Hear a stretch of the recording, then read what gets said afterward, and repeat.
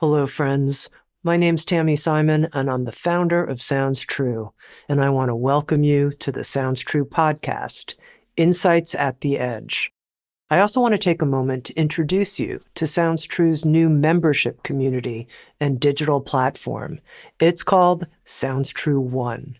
Sounds True One features original, premium, transformational docuseries, community events, classes to start your day and relax in the evening, special weekly live shows, including a video version of Insights at the Edge with an after-show community question and answer session with featured guests.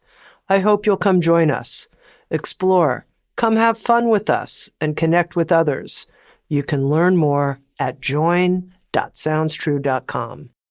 I also want to take a moment and introduce you to the Sounds True Foundation, our nonprofit that creates equitable access to transformational tools and teachings. You can learn more at soundstruefoundation.org. And in advance, thank you for your support. In this episode of Insights at the Edge, my guest is Cortland Dahl. Cortland is a scientist, Buddhist scholar, and translator, and a meditation teacher. Under the guidance of the Tibetan meditation master Mingyur Rinpoche, Cortland Dahl co-founded Tirgar International, a global network of meditation centers on 6 continents, and he currently serves as the executive director of Tirgar International. Cortland is also actively involved in scientific research on meditation and human flourishing. He's the Chief Contemplative Officer at Healthy Minds Innovations, working with Dr. Richie Davidson and his team at the University of Wisconsin-Madison to develop the Healthy Minds mobile app. Cortland is also the author of a new book. It's called A Meditator's Guide to Buddhism, The Path of Awareness, Compassion, and Wisdom. Cortland, welcome. It's an honor to be with you, Tami. Thank you so much for having me on. One of the things I learned in your new book, A Meditator's Guide to Buddhism, is that you often like to begin a new project or a meditation session, a practice period, with a declaration of a compassionate motivation, arousing of a compassionate motivation. And I wonder, do you start a new project that way? Could we start a podcast that way? We absolutely can. In fact, I did it a few minutes before we popped on, so I'm happy to lead a little micro practice. I always actually like to start this tuning into the heart and forming a compassionate motivation with a little space of being. In fact, we're at the new year, and it's interesting how in a new year, we oftentimes think about all the stuff we want to do or not do. And one thing we oftentimes neglect is being. So maybe we could just start off this new year with a little space of being and then inject a little compassion into that. So to just begin this conversation with a few moments of meditative experience, let's just take a few moments to simply be, to shift from doing to being. So all of you out there listening, you can just take a moment to let go and rest your mind. You don't even need to meditate. Just give yourself permission and space to simply exist as you are for just a few moments. Just tune into your inner experience.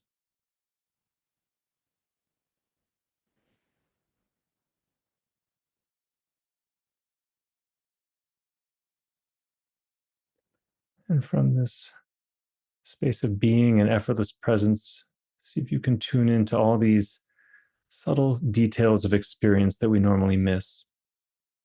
Just notice what you're hearing, what you're feeling, no effort required, just noticing for a few moments.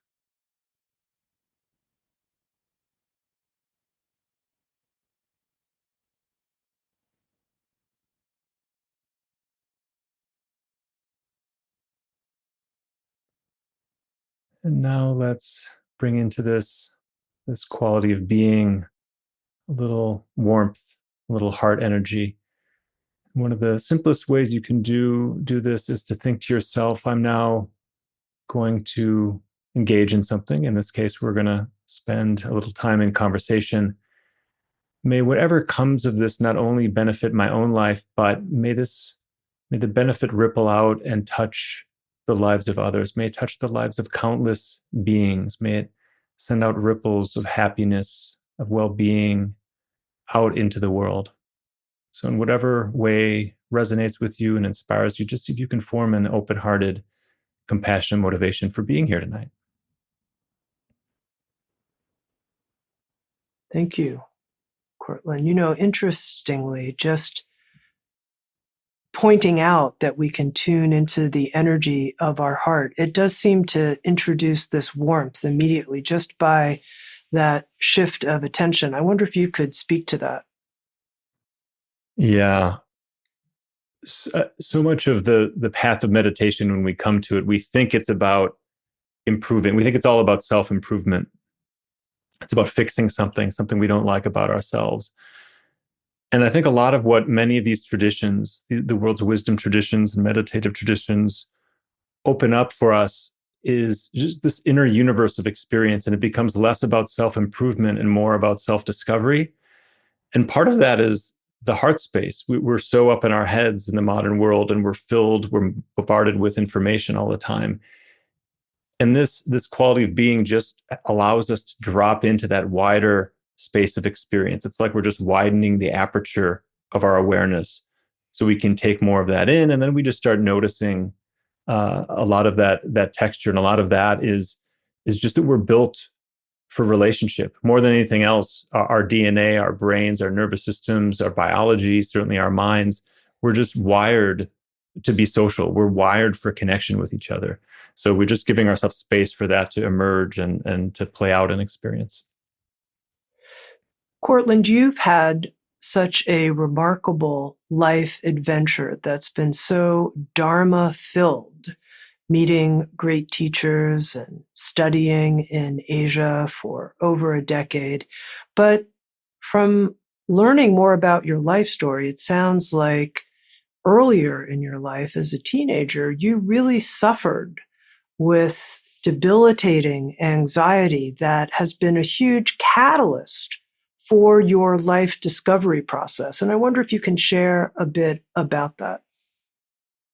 Yeah, I wish I could say I was some spiritual prodigy and, meditating when I was 8 years old or something like that. But it was just straight up suffering, as you said, Tami, that got me started on this. I was wound really tight as a teenager. I had a lot of anxiety, and in particular, it's one of the great ironies in my life that I do a fair amount of this kind of stuff now, because I never in a million years would have believed that to be true.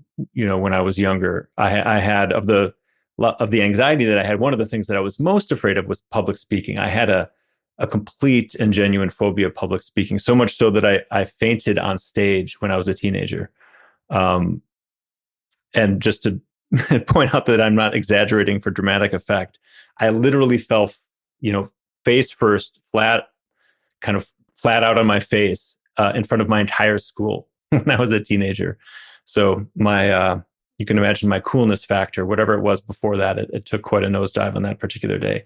So I was wound pretty tight, and I got to college, and that the anxiety I had, that just the restlessness just, went up through the roof. And it got to the point where it became really debilitating. But in many ways, that was such a blessing in my life, because it got me searching for help and just a different way to live. I just knew this was not sustainable, the path that I was on. And as luck would have it, I stumbled upon the practice of meditation. I didn't know anybody who meditated, but I was a bit of a kind of an introvert by nature. So I started reading books, and it changed my life. It completely changed my life. It changed everything. Not just gave me some tools to work with the anxiety, but completely changed the way I saw myself and saw the world in a very deep and profound way.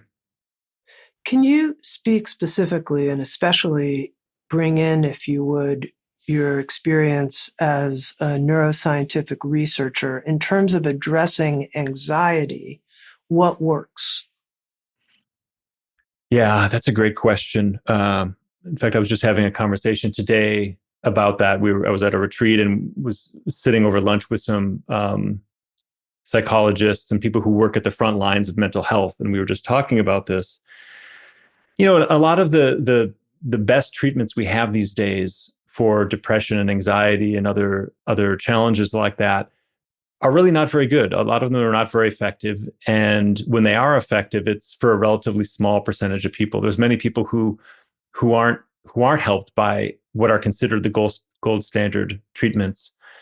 So that's the bad news. The good news is that I think we're starting to see more and more new treatments, new modalities, new approaches, psychedelics for one, contemplative meditative approaches.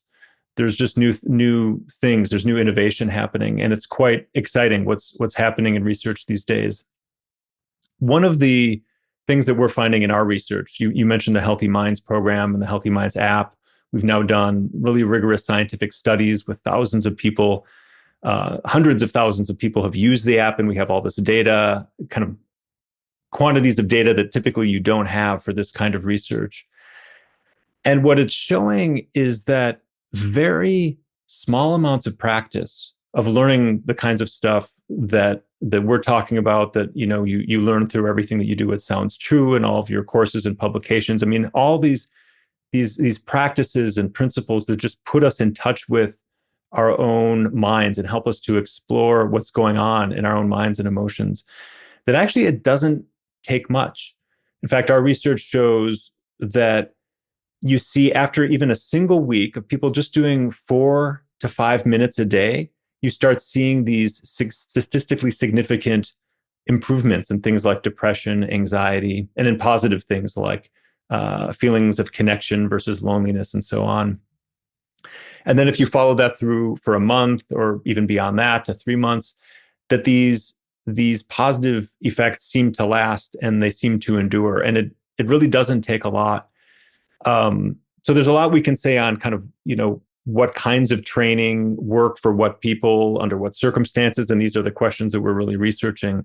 But the data these days is really, really hopeful. And I think it shows that even the busiest people, the most stressed out people can make use of these practices and they can start having a positive impact right away. So there's lots, I could share a lot more about the research, but it's very, very, giving us a lot of hope and promise for the future. Just to get more specific, and especially because you were so involved in the creation of the Healthy Minds curriculum and the app design, you said 4 to 5 times a week, 4 to 5 minutes, doing what specifically? So in the Healthy Minds app, it's based on this scientific framework that we created, based on both contemplative traditions and research. And it highlights 4 key dimensions of well-being. We call them like the 4 pillars of a healthy mind. They are awareness, connection, insight, and purpose. And we liken these to skills. They're not just things we have or we don't have. We tend to think of, if you feel connected to other people, it either just happens or it doesn't happen. But actually, they're skills. They're things that you can really practice. So in the Healthy Minds app, it's a mixture of these short kind of podcast style lessons that are usually like 10 minutes or so. And then we have practices. And the practices, there was a lot of experimentation because we actually wanted to do research. And so you can actually select different ways to practice. So you can do everything as a sitting meditation. Like you could sit down and choose a 5-minute or 10-minute. You can choose the length from 5 to 30 minutes. But you can also do what we call active practices. So the skill is exactly the same. It might be a mindfulness practice, it might be appreciation, but you could do it as a sitting meditation, or you could do it when you're commuting to work. In fact, that's one of the ways I really love to do the practices. You could do it when you're doing the laundry. You could do it when you're walking your dog. You could do it when you're out going for a jog or for a walk. And basically, it's just taking a simple skill, and there's a whole repertoire of skills, and you just practice them one by one. So appreciation, just to give an example, it might be this very simple thing of noticing the positive. That's basically what appreciation is. So if you're listening to this right now, you can be practicing this. You can just notice, I'm looking at you, Tami, and just thinking, wow, here's this remarkable person who has touched so many lives. Like think of all the books, all the courses, all the recordings. I mean, back in my own journey, I mean, there's so many books and recordings and cassette tapes back in the day. I mean, I have like warm memories. You've touched my life. You've touched so many lives. So again, it's that little shift where you just consciously orient yourself to the positive, and you just treat that like a skill. So you can practice it formally for a few minutes, but then you practice it throughout the day. You take that into when you're at, lunch or a dinner or at work with colleagues, whatever, and you just kind of treat that as something you just practice in short moments many times throughout your day. Well, first of all, the appreciation feels really good. So thank you. Yeah, it feels good for me. It feels good for you. It's a win, it's a win-win.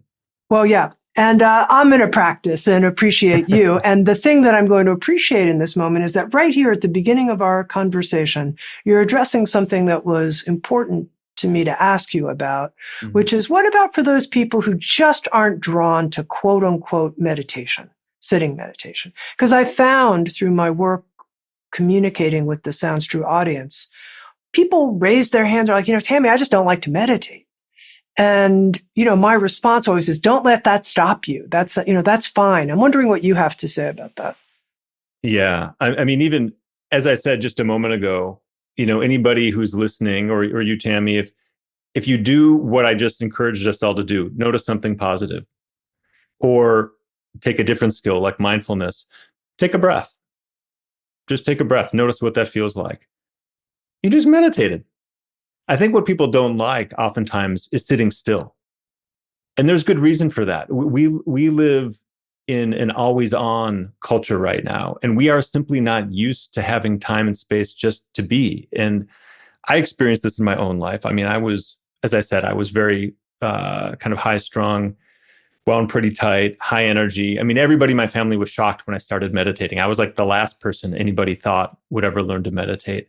I was, hyperactive, running around, really easily bored, restless. And so it's very natural, I think, for a lot of people, when you try to sit down, all you feel is discomfort. You experience distraction. You experience the boredom. That's just the residue of doing, of just this compulsive doing and an absence of being. We as a culture have erased the cultural rituals that virtually all cultures have around being. And we've replaced it, the closest we get to being is, binge watching our favorite TV show or something like that. So it's normal that people feel that kind of discomfort when they just sit. The beauty is that meditation doesn't have to be just sitting in discomfort for half an hour. You can meditate while you're going for a walk. You can meditate, as I said, while you're doing the laundry. What inspired me with the Healthy Minds app, when Richie Davidson and I were first kind of just hatching the idea of this, and we had the idea of this active practices, not just formal sitting meditation. Actually, the inspiration for me was when my son was born. And I was living in Asia at the time. I was doing months of retreat every year. I was a really kind of hardcore meditator at the time. And then suddenly I had this little being in my life, and everything about my spiritual path just went out the window. And I suddenly had to figure out, like, what is meditation when I can't sit down? I might not get 5 minutes just to sit quietly, but I have all this time with this little beautiful creature on my shoulder or lying down. One of my rituals was I laid down with him. Every time he went down for a nap, I laid down with him for like 3 years. I did that literally every time. I mean, it was one of the most precious things in my life. Why can't that be meditation? Why that can be my practice? And so I was thinking about that as just one example. I mean, people have many different versions of that, but why not make the things you already do the vehicle for this inner journey? It doesn't have to be some departure from your life. It could be your life, but just living it in a meditative way. And now we've been researching that, and it shows that actually it seems to be just as effective in promoting well-being and human flourishing as the formal sitting practices are. So, we're really researching this to see how it, does it help people? How does it help people? But that was the impetus for it.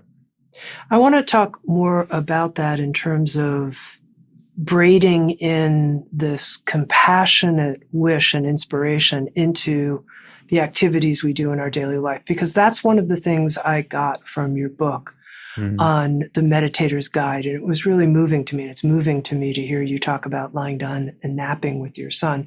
You say, I often suggest to fellow householder yogis, people like you who are practicing in the midst of your daily life, that the most essential thing for daily life is just to make a habit of linking all the steps we go through in our everyday routine with compassion.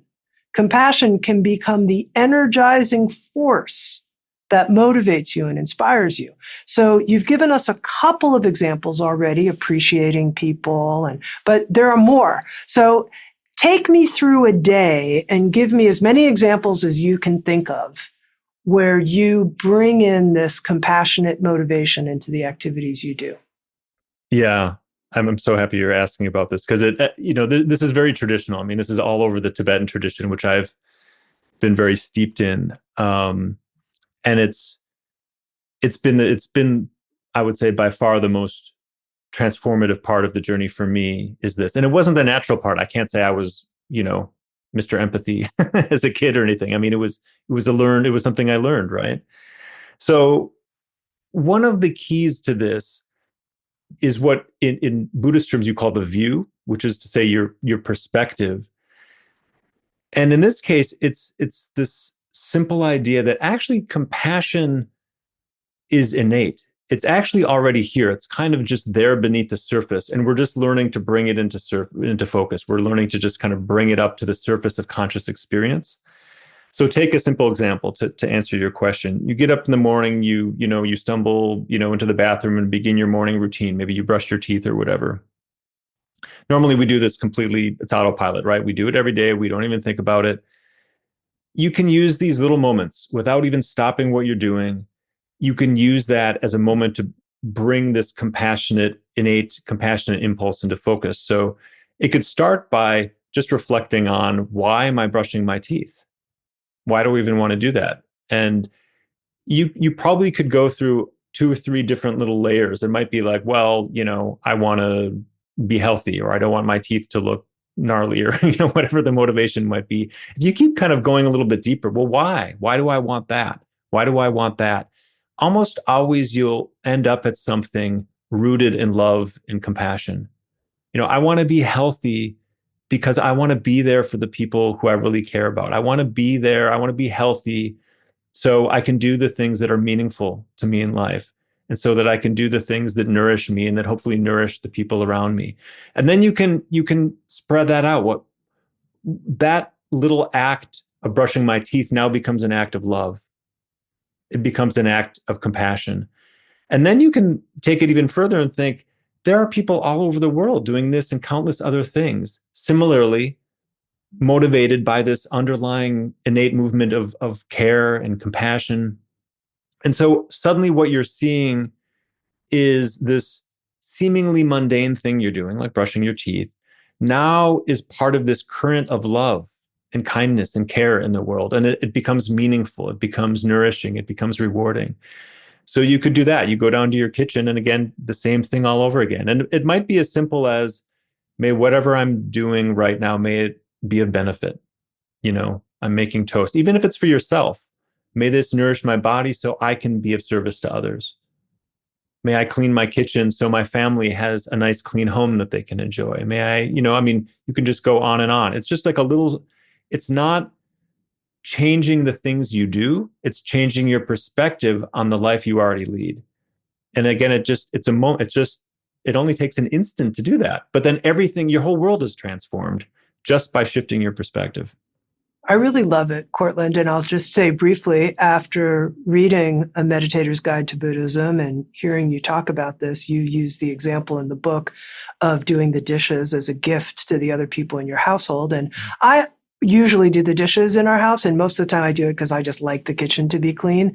And I think to myself, well, at least I get to put that in my column. Yeah. With it's in my column. That's good. That's some good. But today, when I did the dishes, I said, I am doing this as a gift to my partner. And this is an offering of my heart and love. And it changed actually this thing and made it, I wasn't quite as, kind of like bitchy about doing the dishes. Instead, Right. Instead, I was generous, doing the same amount of dishes. What a thing. Yeah. Everything becomes a gift then. And that's another piece of this. In giving that gift, I mean, the attitude of generosity puts us in touch with a part of ourselves. It's like an inner richness that can never be exhausted. It's like the more you give, the more you feel like, oh, like I have so much to give. Rather than when we're always thinking about our needs. Exactly. The dishes are a great example. Like, oh, okay, is my partner doing their share? And suddenly you're in this like, like calculation. It's now in the spirit of generosity. It just creates a totally different space. And then you feel whole, you feel enriched rather than impoverished. So the gift, we're the biggest recipients in a way of the gift, even though that's not our intention in doing it. Now, we hear so much about the research, if you look into it, from how it's changing our brain when we practice something like a mindfulness meditation practice. But I haven't heard as much, at least, about the research that says when we do these kinds of acts of generosity and focus on compassion practice, how does that change our wiring? And I'm curious what the science is behind that. Yeah, it's fascinating. There hasn't been as much work, but there's some. In fact, one of the reasons we published this scientific framework, and there was another paper that I and some of my colleagues wrote, where we were really attempting to create a roadmap for scientists to understand the broad range of meditative practices. Because for a long time, I was very focused on mindfulness, which is beautiful and really powerful, but it's just one of hundreds, if not thousands, of kinds of meditation. And we wanted just to, broaden the lens, open the lens a little bit wider. And it turns out with the research that's been done, that these practices, not surprisingly, perhaps for meditators, have completely different effects on the body, the mind, and the brain. So if you take something like compassion practices, what you'll find is that they activate completely different networks in the brain than mindfulness practices. And even within the realm of social emotions, empathy and compassion even are very different networks in the brain. So, for example, if say we're talking here, and something happens, like I suddenly see you get something happens to your neck, or I can see you're in pain, and I observe that. What will happen in me, assuming I have an empathetic response, is that the pain network in my brain will activate. Your pain network will obviously be activated. You're experiencing physical pain, but I, simply by observing you, will also be almost simulating that experience in my own mind, and it'll be activating a similar network. So if it's pain, I'll be activating a lot of those same brain regions that will be active in you. Well, that of course is a depleting experience, and so you hear terms like compassion fatigue in the world of healthcare, for example. Actually, what's going on is it's empathy fatigue, because empathy, especially in relation to suffering, whether it's physical or emotional suffering, it tends to be experienced as a difficult emotion, as a depleting experience. Compassion, however, activates a completely different set of brain regions, what we call the care network. And it has some overlap with another network that we call the reward network. This is actually the network of pleasure. If you eat a bite of chocolate or something that elicits an experience of pleasure, actually it's some of those same brain regions. So we experience compassion as an uplifting emotion. It feels positive, it feels nourishing. It activates networks of the brain that are kind of the active. It's not just a passive, fluffy state of mind. It's a highly engaged state of mind, meaning we're ready and willing to help if the situation calls for it. So the research shows that we can literally train ourselves to activate these networks in the brain. And even if we have a moment of empathy, for example, we're feeling a little depleted and we feel that we're vibrating at the same frequency, but we're feeling a little overwhelmed by it, we can actually train ourselves to shift into compassion, or what scientists call empathic distress. We can shift to empathic concern. So these, again, are just skills. Like, we just need to learn them. And then we can practice them, in simple ways throughout our day. And it just rewires our whole nervous system and the way our brains are functioning even. So it's really, really amazing how this works. Just to make that very real for people, let's say someone is experiencing empathic distress. Maybe it's for someone in their family. Yeah. And they're like, I'm feeling, how would they shift that into empathic concern or an actual engagement with the compassion part of themselves? Yeah, fantastic question. So again, let's take this conversation right now and imagine that one of us, suddenly had a moment of physical pain. And often what happens is, you and I are talking and we've got some connection. We're having a dialogue here. And we're in this sort of relational space. We're social creatures by nature, so we do this quite naturally with one another. And then you have Sure. that painful moment, and I observe that. If it's a strong one, if it's something minor, this probably wouldn't happen. But say you have it's clear you're having a really strong reaction. Oftentimes what's going to happen if I empathize with you is that I have a kind of mirror or almost simulate a similar reaction. I feel that ouch. I feel whatever that emotional impact is. If it's strong, then actually the relational field gets lost and I contract into my own reaction. Rather than being able to be there and comfort you, I'm suddenly having to take care of myself because I'm having my own reaction, right? Like I suddenly have to take care of myself. And suddenly it's almost like the relationship gets severed and I'm now in my own space, you're in your own space. So as a practice, if you think about is what's the skill here? What do you actually do? The first thing is just to notice that.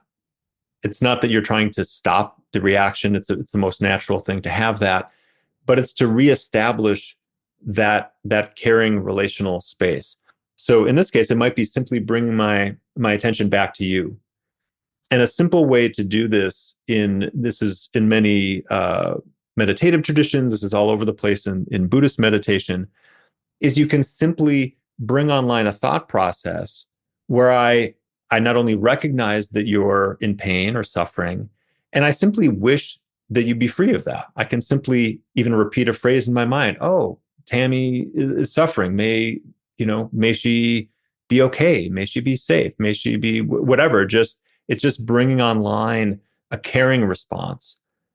So it's shifting back into the relationship, kind of moving out of the contracted space, and then injecting into that field of connection a kind of a caring, like the warmth of care. And again, you can do that by repeating a phrase. You can do that, the practice of Tonglen, many people might have heard about. It's this where you use the breath, like you imagine you're sending out when you breathe out. You could imagine you're just sending out warm, healing light, energy. And you breathe in like you're taking on the suffering of the other person.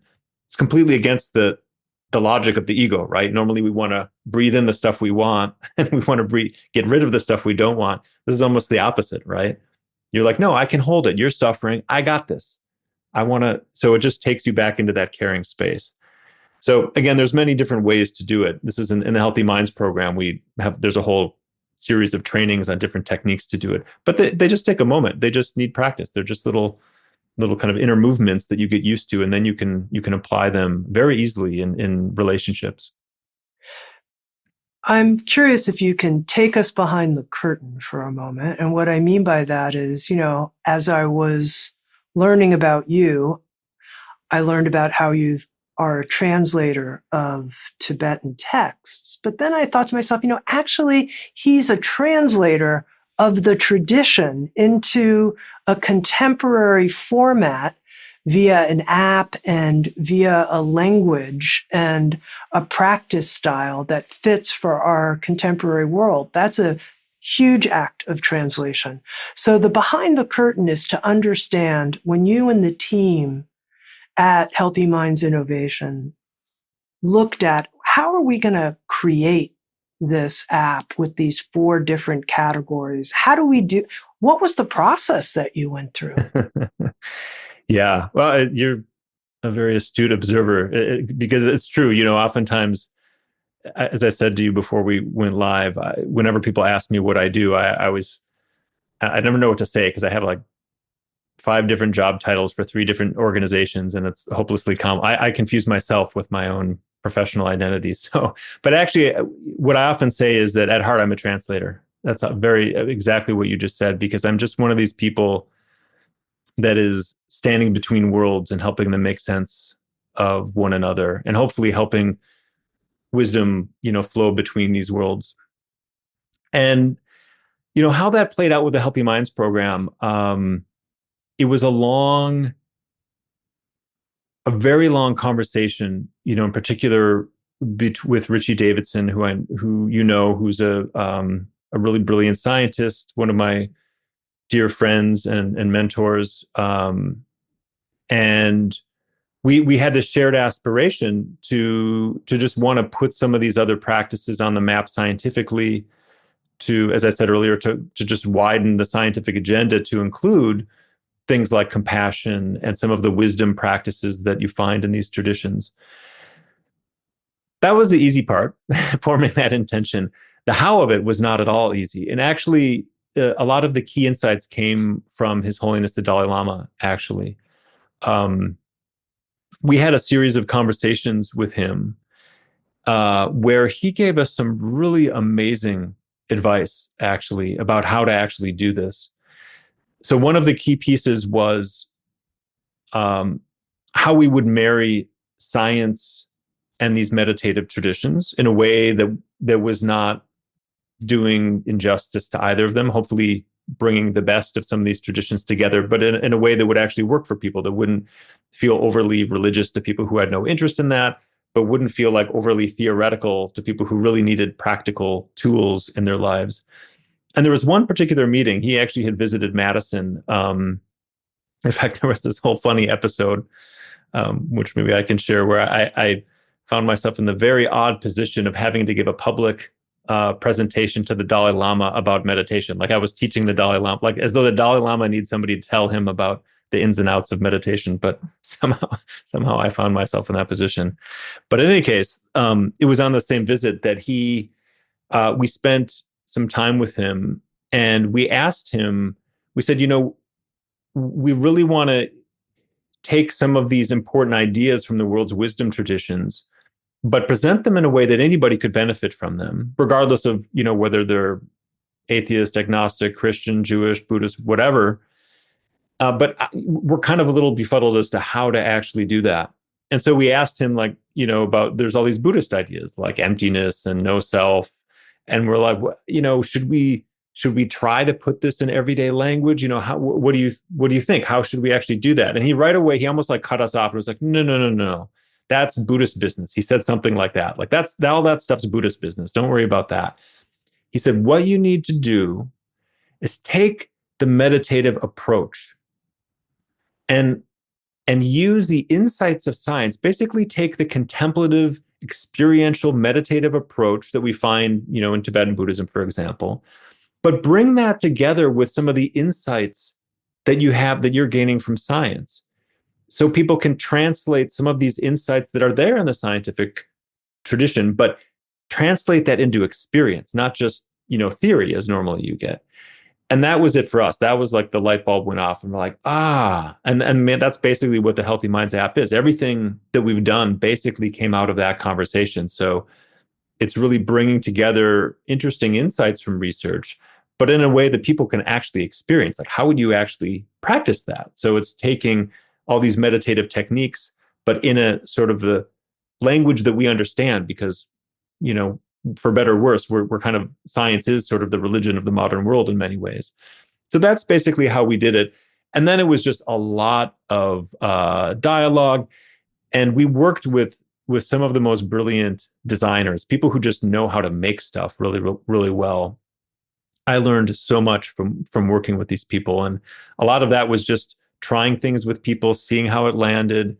And it could be little things like in a guided meditation, for example, seeing that people really don't seem to like when you depersonalize language. There's this meditative habit when you do a guided meditation where you say the breath, the body, instead of your breath, your body. And there's kind of philosophical reasons for that. But when we talk to people, they're like, well, that feels cold. It doesn't feel warm and personal. And we're like, oh, okay. Even though that might make sense theoretically, it's not landing with people well. So that's just one example. So a lot of it was just trial and error and really just trying to hear from people who tried these things and to see what actually would work for them. And now we've done all these tons of research. We published a bunch of papers, but a lot of that has just been through the kind of the grinder of trial and error.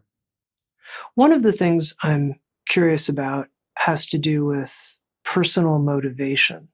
Because one of the things I've seen is that at this point, people have listened to gosh knows how many podcasts and have read gosh knows how many books and probably have gosh knows how many apps on their phone. And they kind of have a lot of knowledge about little things they could do. And yet sometimes we do these things and often we don't. So what's the motivation to do it? And in my own sort of inner chewing on this, I came up with 4 sources of motivation, but I'm curious what you and the tradition has to say, and then what can further our motivation. The first is, you talked about how your own anxiety was a catalyst in your journey. And I thought, well, the first thing that motivates people is pain. They want to get out of pain. Okay. The second thing that motivates people is they discover the pleasure of some of these new behaviors. Like, wow, this is really rewarding. I feel better. So we have pleasure and pain that motivates people. The other, and I wonder how many people really are motivated by this, is where we started our conversation together, which is actually wanting to be of service to other people and knowing that if we do these practices repeatedly, we will be of more service to other people. Does that motivate some people a little? And then the last idea I had was that sometimes you meet a model. You could say a teacher, or you read a great story and something in you is just like, gosh, I want to be like that. I want to be like that. I'm so inspired by that. So those were the 4 things I thought of. And I wonder if you have more to add to that. And then what can you say to help us accelerate our motivation, if you will? That's beautiful. Yeah, I think that's lovely. And I think the way I would see it is that it's not as though necessarily we graduate from one of those to another.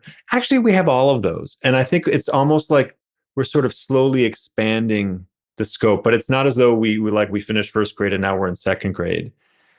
For example, compassion for me, it was definitely not the driving motivation, as you said, as you just pointed out. It was suffering, right? Like I was looking for something. I would say it was a mixture of the suffering and curiosity, but it was about me, right? I wanted it for my life. I was not thinking, how can I benefit others?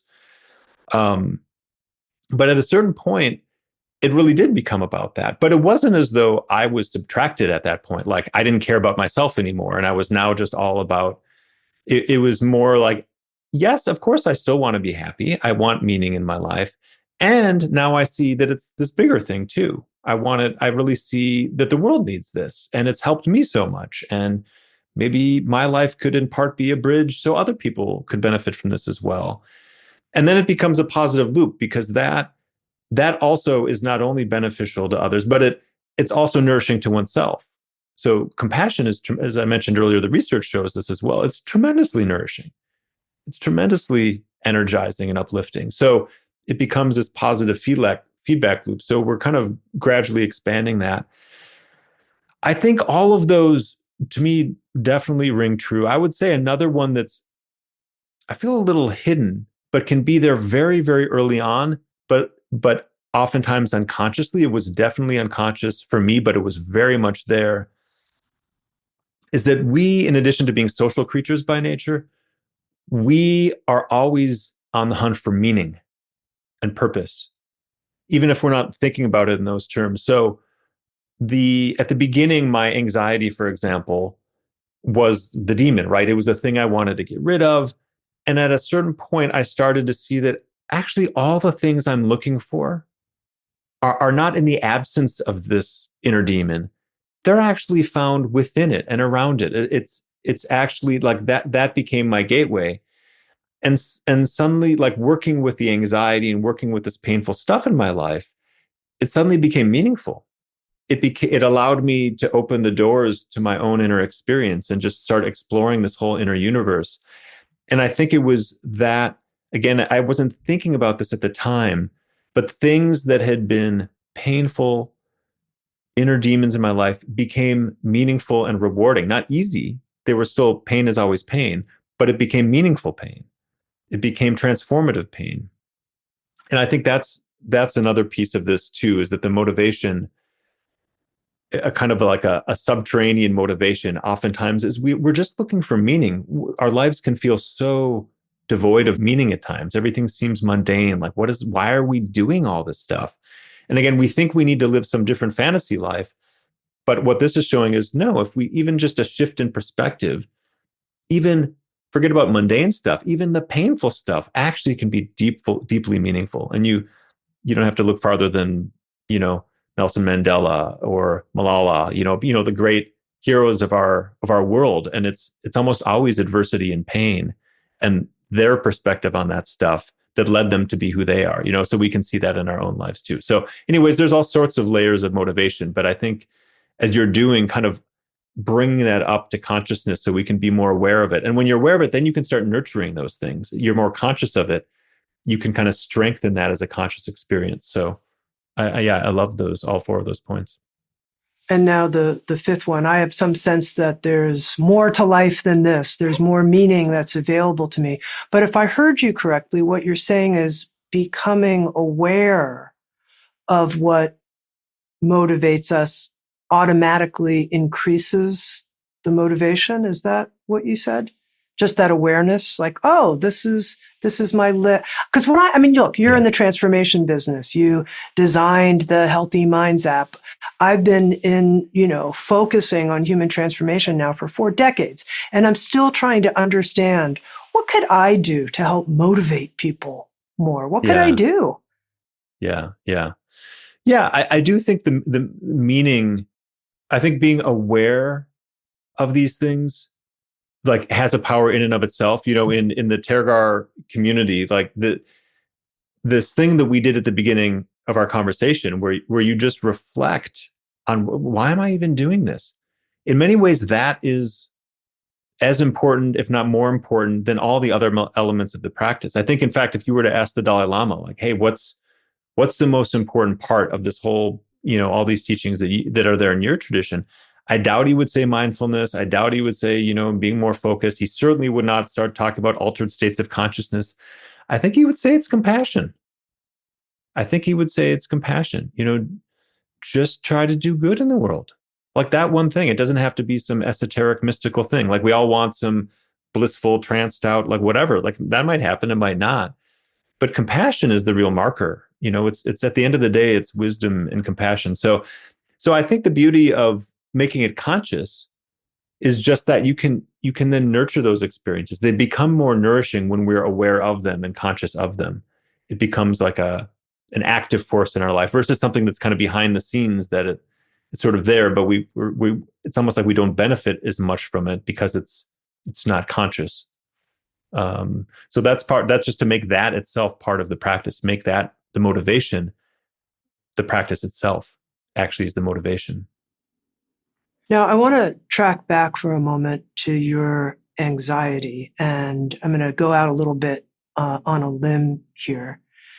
I'm someone who has dealt with anxiety in various ways my whole life. Mm-hmm. And I remember at one point when Buddhist psychotherapist Bruce Tift, I don't know if you're familiar with his work, lived and practiced in Boulder for many years. And in a recording that we made called Already Free, he shared anxiety is groundlessness from the ego's point of view. And I remember writing that down and really focusing on it and thinking to myself, God, I wonder if there's this is where I'm now going out on a limb. I haven't gone out there yet, but now I'm going out there. If there's some connection between the anxiety that as a person I've felt a lot and this kind of shaky openness, sense of possibility. Like I feel so much groundlessness. There's like a positive openness, but then it can get interpreted as anxiety if I'm looking at it from a certain perspective of self-protection. And I wonder how you relate to this. Yeah, I think that's very true. One of the principles of the approach that, in this strand of teachings from the Tibetan tradition and also very much woven into the Healthy Minds app is this view that as I said earlier, the things we're looking for in life, whether it's just being at home in the world, not being anxious, feeling content, whatever, being happy, or more spiritual sense, awakening, enlightenment, wisdom, compassion, whatever fancy terms we want to put on it, that these things are actually found within whatever present moment of experience we're having, especially the painful ones. And the challenges in our lives, we tend to think that pain and discomfort equal suffering. And so therefore, since that's kind of our unconscious, that little formula is almost unconsciously driving our behavior, we think, oh, we need to get rid of the pain and discomfort. And so a lot of our effort is to get rid of the bad stuff and to get the good stuff. And then we think if we do that right, eventually, we'll be happy or content or whatever, all the good stuff will happen. And this is just a totally different paradigm. It's saying, no, it's actually not. Pain and discomfort do not equal suffering. It's oftentimes the resistance. It's it's all the layers of stuff that surround the pain and discomfort. But often there's tremendous wisdom within all of these emotions. Like I know you've explored like the idea of like the Buddha families in the Tibetan tradition, like this idea that there's sort of this wisdom energy within even what otherwise might feel like toxic emotion. So a great question to pose, we're talking about anxiety right now, but you could swap out anything, like whatever, you've got a short temper, you tend to, you get depressed, you have a lot of grief, whatever it might be, rather than thinking, how can I get rid of this thing? Open up and explore that. And where is the beauty in that? And it might feel almost antithetical, like, no, there's nothing good about anxiety. Why would you want to do that? But actually, if you take, as you're saying right now, anxiety oftentimes is operating in the space of uncertainty. Human beings, in fact, not only beings, animals in general hate uncertainty. There's horrible animal studies that are, in my mind, highly unethical. But one of the things that it showed is that if you induce uncertainty in lab rats, for example, they basically will get depressed. Like uncertainty is like one of the quickest routes just to create anxiety and depression in any animal, not just us as humans. So we just have a fundamental, we just don't process that well. And this is how we respond. But instead of trying to get rid of that, I think the first thing is seeing anxiety and depression actually are completely predictable natural responses to this insane world that we live in currently. Our biology just simply is not built to cope with the amount and kind of information we're dealing with. So the first thing is just, it's normal. It's like, it feels like a personal failing if you get anxious, right? Like there's something wrong with me. Nothing's wrong with us. Something's wrong with the world, perhaps. But then you can start saying, okay, am I stuck with this? And the answer I would say is no. So as you're saying, when you kind of open up to it and you can see, actually, this is kind of a beautiful response to that groundlessness. And there's tremendous care, actually, in anxiety. It's simply our system trying to adjust to uncertainty and groundlessness.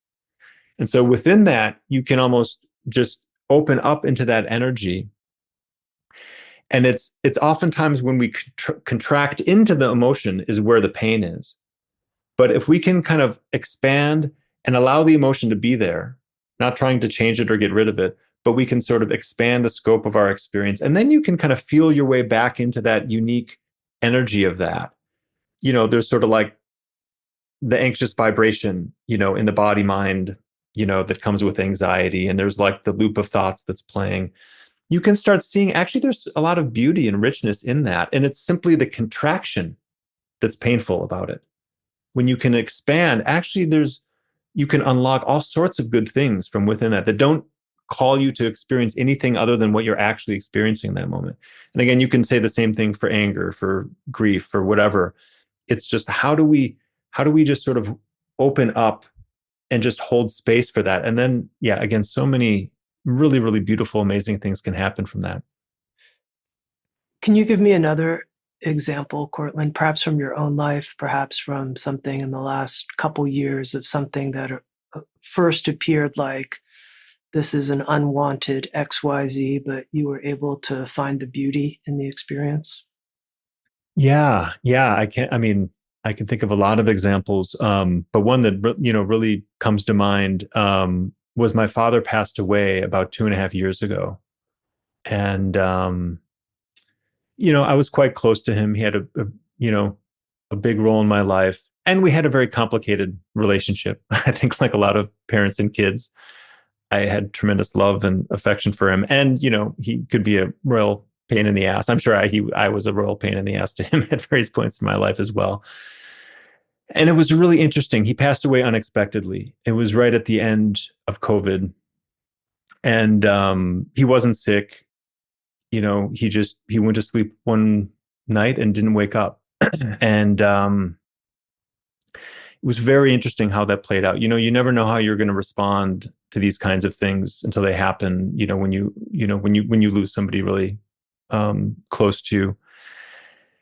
And it was very interesting because I could see the sort of the contraction that can happen, like, of course, the most understandable thing in the world. And of course, you have a lot of training as a meditator, just how you can work with that. And especially with this approach of not like, oh, I don't want to feel the grief. I don't want to get overwhelmed by it. A lot of the training I've had has been exactly what we just talked about, which is let it all be there. And like, where's the beauty in this? And what I noticed was there, of course, was just this atmosphere of sadness, right? He wasn't there anymore. And there were so many moments from the first day, even now, where I just feel like I want to call him, or I want to, like this just sort of impulse. And like, oh, and then you remember, oh, I can't call him. And so there's just like this sadness, just the loss, right? Just the sadness of the loss.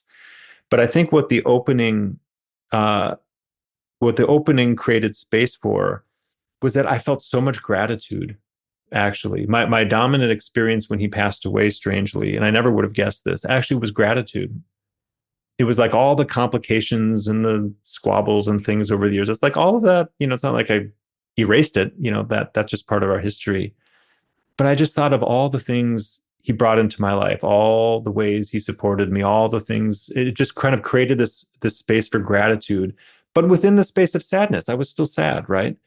And it was something about that, like seeing the contraction and just allowing the opening to happen, letting the sadness move through without just letting it do what it needed to do. But it just created the room for other things to be happening as well. And it was quite profoundly healing in a way. The way that played out in that moment. So that just came to mind as one example. A final question for you, Cortland. In A Meditator's Guide to Buddhism, you talk about the power of pith instructions, these short, on-the-spot, meditative insights that we can draw on to help us in situations, and how it's valuable to have a few in your back pocket, so to speak, that you can pull out when you need them. Share with us a pith instruction that you rely on. Yeah, I mean, the first thing that came to mind that's many times, I would say not only every day, probably every hour, many times, is the simplest thing, which is just look at your mind. Look at your mind.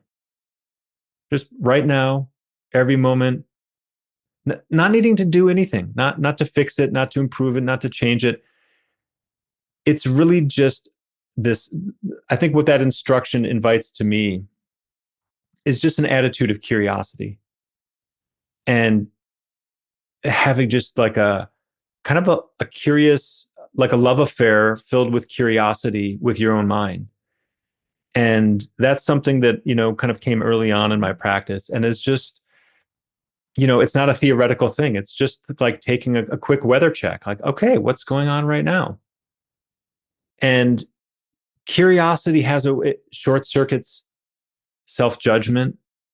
It short circuits the hardening, the like, I got this right, I got to figure it out, or all the layers of interpretations that we bring to every experience. It has a way of short circuiting expectations, or at least just makes them conscious versus unconscious assumptions and expectations that may or may not be true.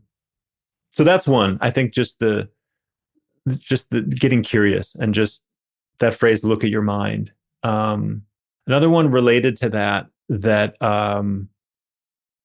has been profoundly helpful in a very different way is this thing actually that came from Ramana Maharshi, the great sage in India in the 20th century. And I actually don't know, I haven't been like a student in that tradition, and I can't even say I've read that widely. I've been listening to some of his teachings here and there. But I read something that he, early in life, he just sat down outside this temple nearby where he lived, and just kind of sitting outside, and he just was asking, who am I? And that was it. It was just that question, who am I? And just relentlessly asked himself that question. And I've really taken that. I can't say I've done it anywhere nearly as relentlessly as he probably did. But I find that question opens so many interesting doors. And it's never like what happens after what I tend to do is just ask that. And then it's kind of the look at your mind thing. Like, okay, it's just like opening some space in my own inner experience. And then what emerges? Like, who actually am I? Like right now I'm having this conversation. Like who is this guy, Court, who's doing all that? You know what I mean? Like it just short circuits the rigidity of the identity. So that's another one that it's more about the question than the answer, but and related, I think, still to that attitude of curiosity. And then the other one is one we've talked about for the whole hour, which is really just always coming back to compassion. Just refresh that driving force. Just nourish that. Just treat it like a small little seedling that you're just protecting from the harsh elements, and just never let it perish. And that's one that I think has, been a huge thread throughout my life. And I'd love to end on that note. I would like to call our conversation the energizing force of compassion. Mm-hmm. And with that in mind, give us a little energizing completion here to this hour that we've spent together. Yeah, well, we could even do another short micro practice, but just to say the fact, that Tami, you've initiated this conversation, that people have taken time to listen to this.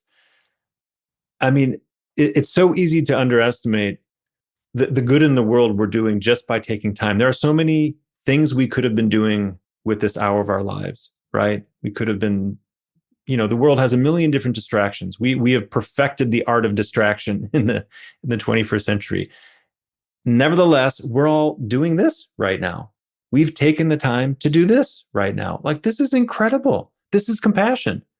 This is us all collectively nurturing this little seedling together. Like we're actually doing this right now. Like this is not only for ourselves, hopefully this is useful, to us and to everybody who's listening, but whatever conversation you have next, whatever you do next in your day, or just going to sleep, the sleep that you have, and whatever you do tomorrow, these little things shape our lives. So one of the things I like to do is almost not getting caught up in the theory of it, but just almost viewing ourselves like we're all these little stars, these little suns, and we're just kind of feeling that warmth of compassion within ourselves, and just allowing it, not even needing to make it radiate out, but just noticing that warmth and allowing it just to radiate out in our lives, and just carry that into whatever you do next, whether that's just you on your own, or you see somebody, or you send somebody a text, just infusing all of that with that warmth of compassion, and just feeling like almost like you are that star, and you're just radiating it in all directions, whatever happens to enter your little orbit, you're just kind of radiating that out. It doesn't have to be some grand exercise. And I can promise you that there will be nothing more rewarding in your life than just putting that at the center. I've been speaking with Cortland Dahl, author of A Meditator's Guide to Buddhism, and the chief contemplative officer who helped with the design and creation of the Healthy Minds app. Cortland, I have really loved talking with you. Thank you. Yeah, thank you so much. It's been an honor. And if you'd like to watch Insights at the Edge on video and participate in the after-show Q&A session with our guests, come join us on Sounds True 1, a new membership community featuring award-winning original shows, live classes, community learning, guided meditations, and more with the leading wisdom teachers of our time. Use promo code PODCAST to get your first month free. You can learn more at join.soundstrue.com. Sounds True, waking up the world.